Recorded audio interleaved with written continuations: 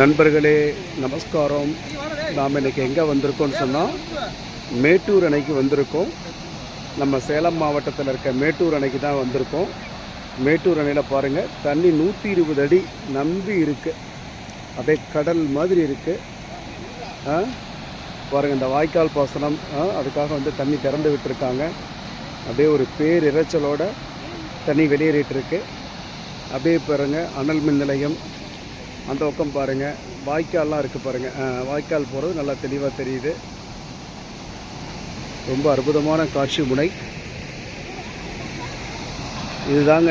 வரலாற்று சிறப்புமிக்க மேட்டூர் அணை தமிழ்நாட்டின் நெற்களஞ்சியமான தஞ்சாவூருக்கு இங்கேருந்து தான் தண்ணீர் போகிறது. இதுதான் தமிழ்நாட்டில் மிகப்பெரிய அணை மேட்டூர் அணை.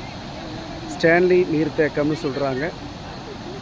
மேட்டூர் நகரத்தில் இந்த அணைக்கட்டு அமைஞ்சிருக்கு. சுற்றிலும் மலைப்பகுதி.